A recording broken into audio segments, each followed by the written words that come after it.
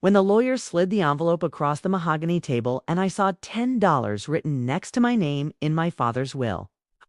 Laughed. Not a polite chuckle, but the kind of laugh that escapes when something is so absurd your body doesn't know what else to do with the feeling. My two brothers, Michael and David, got the house, the cars, the investment portfolio, the business, everything that spelled security and legacy. I got $10 and a sealed letter with my name written in my father's shaky handwriting for Claudette. Open when you're ready to understand. I walked out of that law office 53 years old, a $10 bill in one hand and an envelope in the other, feeling like a punchline to a joke I didn't know I was part of. My brothers didn't follow me. They stayed behind to discuss logistics with a lawyer. Their faces carefully neutral in that way. People practice when they want to look sad but are mostly relieved. I stood on the sidewalk in downtown Philadelphia, the September sun too bright for morning, and I thought about the last 30 years of my relationship with my father, or rather, the lack of one. I need you to understand something before I tell you what was in that letter. My father, Robert James Crawford, was not a warm man.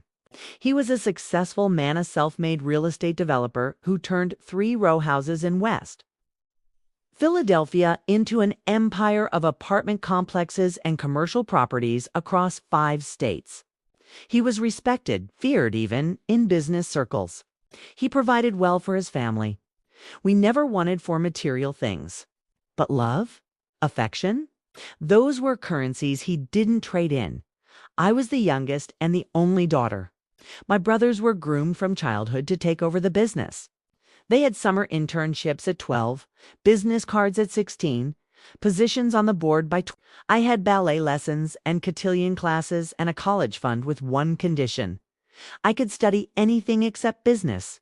Women make terrible developers. My father told me when I was 14 and expressed interest in architecture.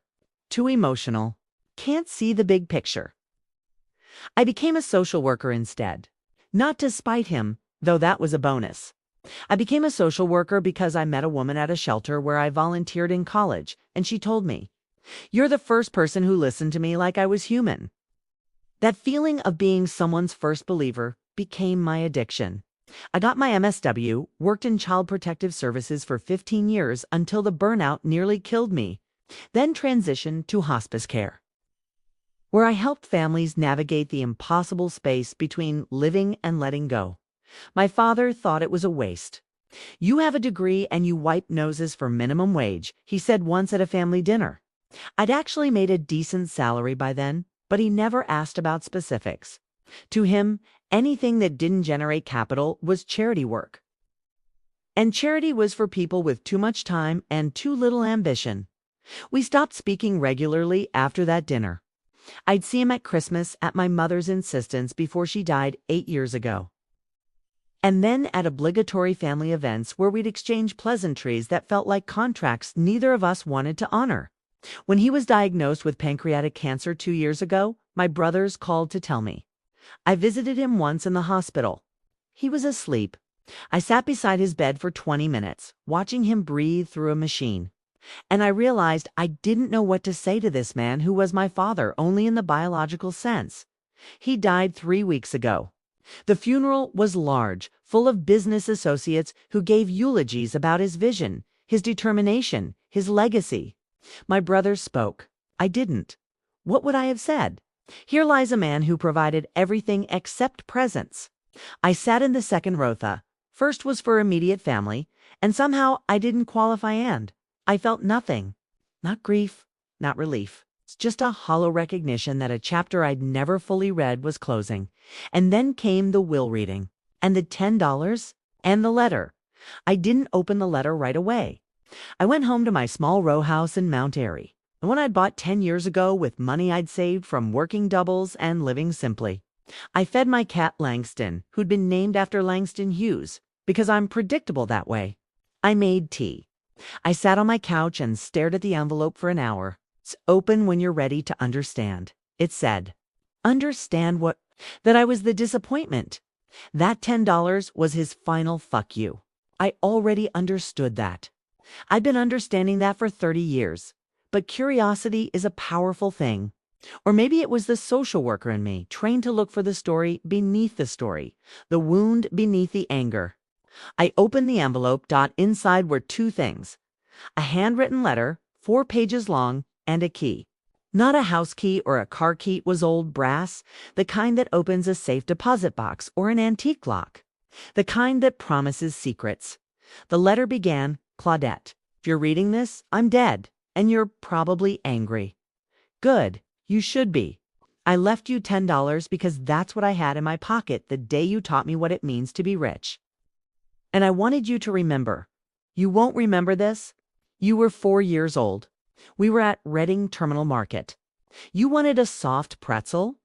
I said no because I just bought your brother's ice cream and you'd already had a treat that day. Fair is fair, I told you. You accepted it without crying, which impressed me because your brothers would have thrown tantrums. But then we passed a homeless man sitting outside the market. You stopped. You asked me why he looked sad. I said I didn't know, probably because he didn't have a home. You asked why someone wouldn't have a home. I gave you some non-answers about choices and circumstances that 4-year-olds can't process. You stood there thinking, your face so serious. Then you reached into your little purse, the one your grandmother gave you with the cartoon. Butterflies, and you pulled out $10. Your birthday money from your uncle.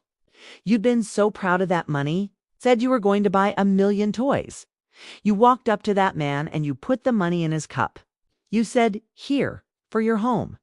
And you walked back to me and you took my hand and you said, "Now he can start." I realized something that day, Claudette. I realized you saw the world in a way I didn't. In a way I'd trained myself not to. You saw a need and you responded with action. You saw a problem bigger than yourself and you gave what you had. You were 4. You didn't know about budgets or plans or the logistics of homelessness. You just knew, I have something. He needs something. I can help. I built an empire on seeing what people needed and charging them for it. You built a life on seeing what people needed and giving yourself away.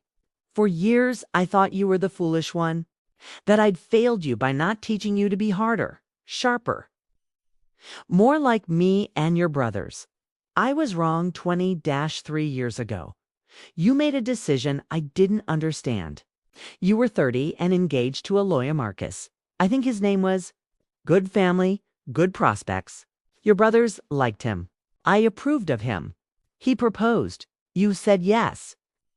And we started planning a wedding that would have been exactly what I wanted.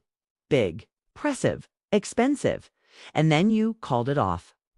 2 months before the wedding, you said you couldn't marry someone you loved but didn't like. I thought you were insane. Love is enough. I told you. You said love without respect is just performance, and I'm tired of performing. I called you ungrateful. You called me uninterested. We didn't speak for a year. Your mother mediated eventually, got us to the same table for holidays. But that distance never fully closed. But here's what I didn't tell you. You were right. I knew it then, and I refused to admit it. I'd performed for 40 years. I'd built a marriage on respect and convenience and shared goals.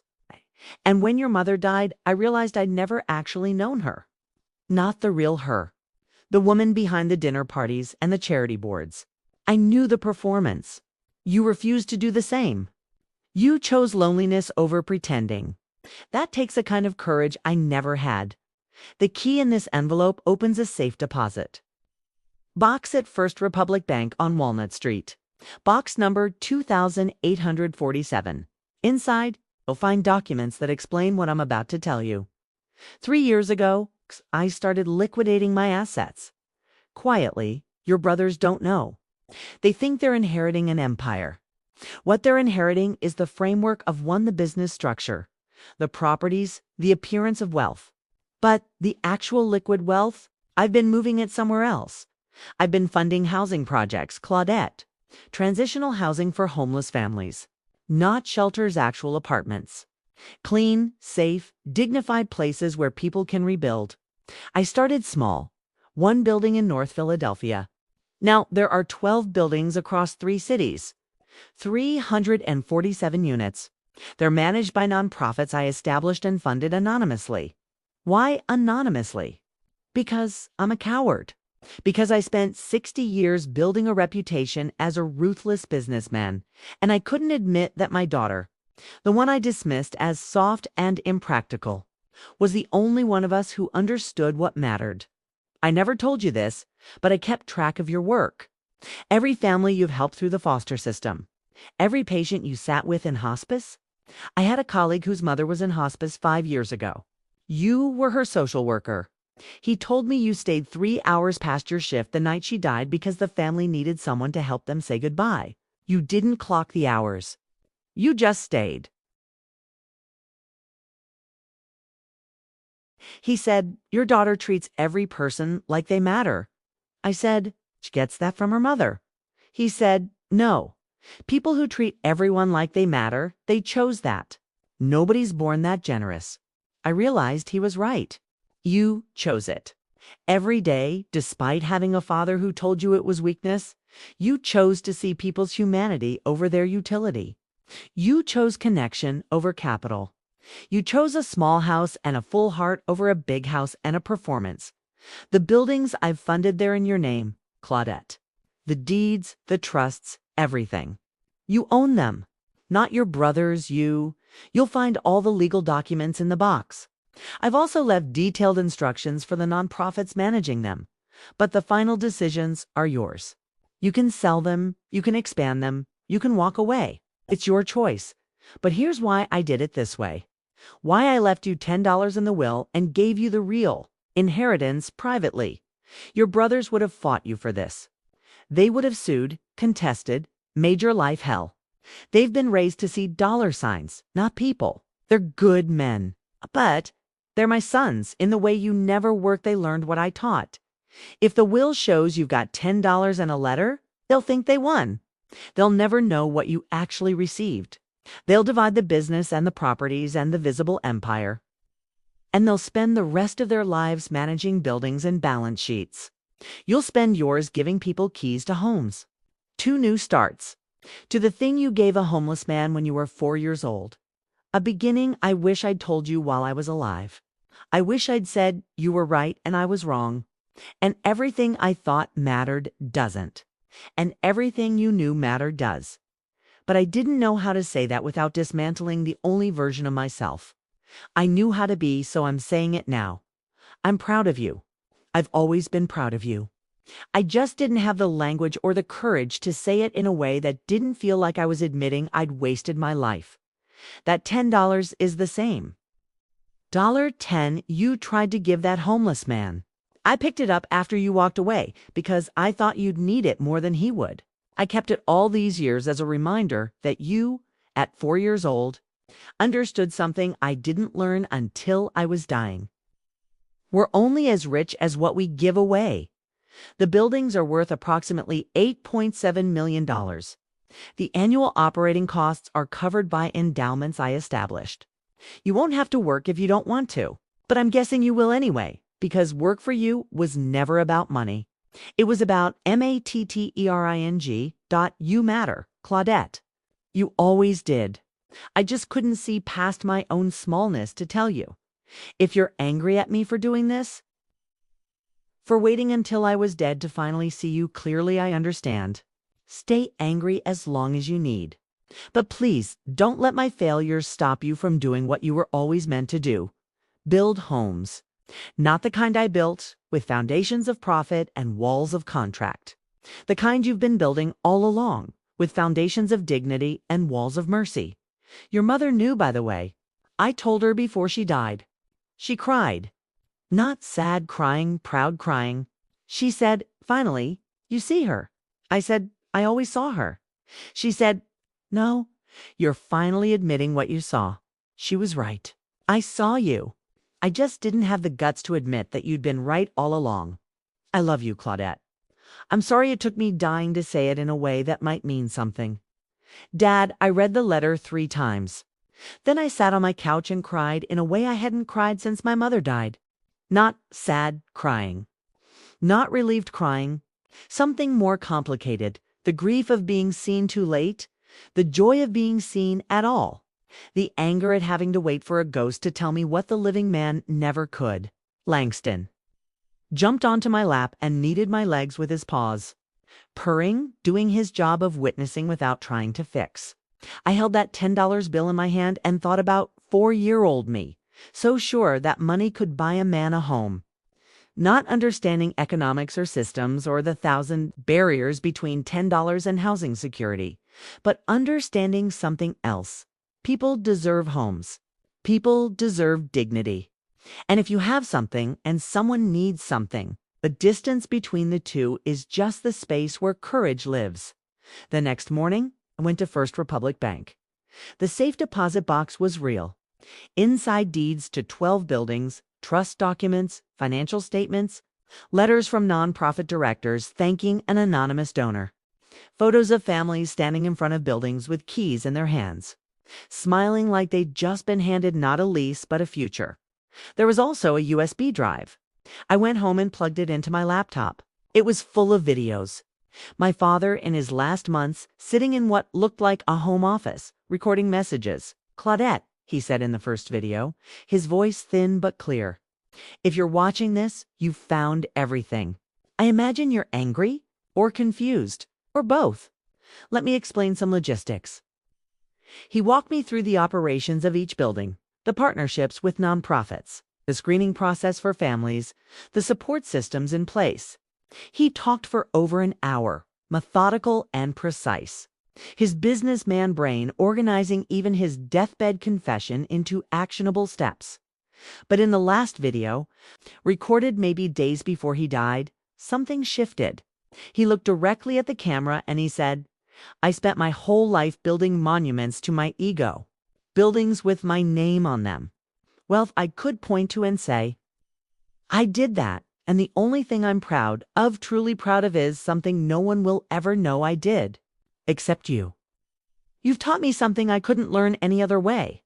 You taught me that the best inheritance isn't what you leave, but what you leave behind in people. I can't undo 60 years of being the wrong kind of man, but maybe these buildings may be giving them to you to continue to expand. To make better than I did, maybe that's the closest I can get to saying I'm sorry. And thank you for being exactly who you were, even when I punished you for it." He paused. His eyes were wet. "I was a coward, Claudette. I'm still a coward. I'm telling you this through a screen because I can't face you in person and admit I was wrong. But I need you to know, you were the brave one. You've always been the brave one. And if there's anything after this, any place where I get to watch how the story continues, I'll be proud. I'll finally be proud in a way that isn't about me." The video ended. I sat in my living room for a long time, the cursor blinking on the black screen, Langston purring beside me. Over the next 3 months, I quit my hospice job. Not because I didn't love it, but because I had a different kind of dying to attend to. The slow death of dignity. That happens when systems treat housing as a commodity instead of a human right. I met with the nonprofit directors. I toured every building. I sat with families and asked them what they needed beyond 4 walls job training, childcare support, mental health services, legal aid. We expanded. We bought 2 more buildings. We established partnerships with workforce development programs. We created on-site childcare co-ops run by residents. We hired formerly homeless people as property managers, paying them living wages and giving them titles that meant something. Director of Community Wellness, Residential Success Coordinator, Family Stability Specialist. My brothers found out 6 months later. Not about the buildings, about me quitting my job and living off Dad's money, as Michael put it when he called, his voice tight with judgment. "I heard you're not working," he said. "I'm working," I corrected. "I'm just not working for a paycheck." "Dad left you $10, Claudette. How are you surviving?" I could have told him then. Part of me wanted to. But I remembered what my father wrote. They would have fought me for it. They would have seen dollar signs, not homes. They would have turned it into a legal battle that would hurt the very people the buildings were meant to serve. "I have savings," I said, "and I'm doing consulting work." It wasn't a lie. I consulted with myself daily on how to make this work. Michael sighed the sigh of a brother who's given up trying to understand his sister. If you need money, I don't, I said. But thank you. We hung up. I didn't tell him. I haven't told him. Maybe someday I will, when the buildings are so established, so clearly successful, that even he can't see them as assets to liquidate. Or maybe I won't. Maybe some inheritances are meant to stay private. 1 year after my father died, I stood in front of building 7, a renovated apartment complex in North Philadelphia that used to be condemned. We were having a ribbon-cutting ceremony. Not the kind with politicians and press, but the kind with residents and their children, who'd drawn a banner that said, "Home Sweet Home." In crayon and marker and what appeared to be glitter glue, a woman named Tasha spoke. She'd been homeless for 3 years, bouncing between shelters with her 2 kids. I thought I'd never have a place where my kids could say, "This is my room," she said, her voice breaking. And now they do. They have their own beds. They decorated their walls. This isn't temporary. This is home. Her daughter, maybe 6 years old, stood beside her holding a key. She held it up like a trophy and shouted, "I got a purple room." Everyone cheered. I thought about 4-year-old me giving away $10 and thinking that was enough to buy a home. I thought about my father spending 3 years quietly funding what he'd spent 60 years dismissing. I thought about the distance between who we are and who we're capable of becoming when someone believes we can be better. That night, I went home and I took out that $10 bill. I'd kept it in my wallet, a talisman. I thought about spending it, about closing the loop. But instead, I framed it. I hung it on my wall next to a photo of Building 7's ribbon cutting. Tasha's daughter holding up her purple room key underneath. I wrote, "The richest inheritance, the courage to give what you have, and the wisdom to know it's always enough to start." 2 years later, we have 20 buildings, 498 families, a waiting list that breaks my heart and fuels my work. We're fundraising to expand to replicate the model in other cities. I've spoken at conferences, on panels, to city councils. I don't talk about my father. I talk about the residents, about Tasha and her purple room, about Marcus, who got his GED while living in Building 2 and now works as a peer counselor. I talk about systems that fail people and communities that catch them. But I think about my father every day. Not the man who dismissed me, but the man who, in his last years, tried to become someone different. Someone who saw that the monuments that matter aren't made of concrete and brass plaques. They're made of keys and purple rooms and second chances. I think about what he wrote. We're only as rich as what we give away. It's become my compass. Not just in this work, but in everything. I volunteer at the local school. I mentor young social workers. I show up for people not because it's my job, but because showing up is the only job that actually matters. 3 years after my father died, my brother Michael called. His voice was different, quieter, less certain. "Claudette, I need to ask you something." "Okay, do you ever feel like Dad, ... He paused. "Like Dad saw something in you that he didn't see in us." I thought about lying, about protecting him from the knowledge that, yes, our father had seen me, had chosen me, had trusted me with his redemption. But social workers don't lie to protect people from truth. We sit with people in their truth until it becomes bearable. "Yes," I said. Silence. "Then, what did he see?" "He saw that I knew how to give things away. And he realized, too late, that's the only thing worth knowing how to do." "Did he?" Michael's voice cracked. "Did he leave you something?" "More than $10. I could have lied again. Instead, I said, he left me a job, a responsibility, a chance to continue something he started but didn't have time to finish. What kind of job? The kind that doesn't make you rich, but makes you whole. Michael was quiet for a long time. Then he said, "I'm tired, Claudette. I'm tired of managing properties and counting money and feeling like it doesn't mean anything." "Then stop," I said. "And do what?" "Find the thing that makes you whole." He laughed, sad and surprised. "You make it sound easy?" "Not easy. But it's simple. You just have to figure out what you'd give away if you could, and then give it.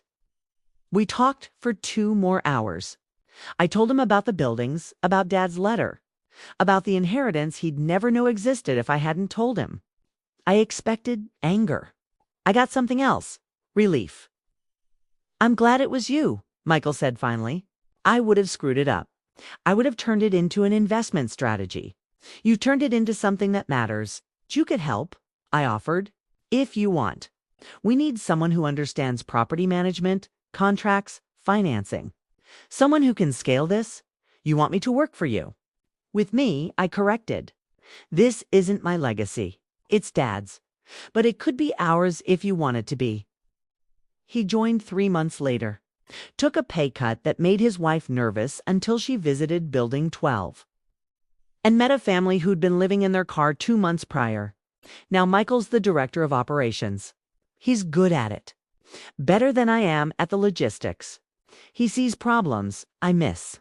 He builds systems I don't have the patience for. And every so often he'll look at a family moving into a new apartment and I'll see his face do something it never did when he was closing million-dollar deals. He'll smile like he's just remembered what it feels like to be human. David's still managing the other properties. The business Dad left him and Michael. He's good at it. It's what he was trained for. We don't talk much, but we're civil. Sometimes I think he knows there was more to the inheritance than he received. But if he does, he's chosen not to ask. Maybe that's his way of protecting himself from the knowledge that our fathers saw us differently. Maybe that's okay. For years after my father's death, standing in front of Building 23, our newest acquisition. It's in West Philadelphia, 3 blocks from where my father built his first row house 50 years ago. The building was condemned, slated for demolition. We bought it, renovated it, turned it into 32 units of permanent supportive housing for formerly homeless families. There's a plaque outside. It doesn't say Robert James Crawford, real estate developer. It says Crawford Commons, a community built on dignity. Under that, smaller, founded by Robert J. Crawford, continued by his daughter Claudette, in honor of everyone who ever needed a key and a beginning. I think about 4-year-old me with $10 and a belief that it was enough. I think about 53-year-old me opening an envelope and laughing at an inheritance that seemed like an insult. I think about my father, coward and visionary, ruthless and tender, wrong for 60 years and right in his last 3. I think about what I've learned. That inheritance isn't what's given, it's what's done with the giving. That $10 and a letter changed my life not because of what they contained, but because they asked me to continue something bigger than myself. That the best revenge against dismissal is to prove you were right by being relentlessly, generously, stubbornly yourself. And I think about the 573 families living in buildings I own but will never profit from. Families with keys, with purple rooms, with leases that say home and mean it. My father left me $10 in his will. The letter that came with it changed my life forever. Not because it gave me money, though it did. Not because it finally said, "I'm proud of you," though that mattered more than I want to admit. It changed my life because it asked me to do the one thing I'd been doing all along. See people's humanity, respond with what I have, and trust that it's always enough to start. 4-year-old me knew that. 53-year-old me had to relearn it. 57-year-old me, standing in front of Building 23 with Marcus, holding my hand. That Marcus, the lawyer I almost married, who found me again 3 years ago and said, "I never stopped liking you. And this time I'm learning how to love who you actually are." 57-year-old me knows it in a way that feels permanent. We're only as rich as what we give away. My father wrote that. I'm living it. And every time a family gets a key, every time a child gets a purple room, every time someone looks at me and says, "You gave me a chance when everyone else saw a problem," I hold that $10 bill in my mind and I think, "You were right, Dad. This is what it means to be rich. Not what you have. What you make possible for others, and then I get back to work. Because there are more buildings to buy, more families waiting, more keys to hand out. More beginnings to fund. The inheritance isn't the money. It's the mission. and I plan to spend the rest of my life giving it away.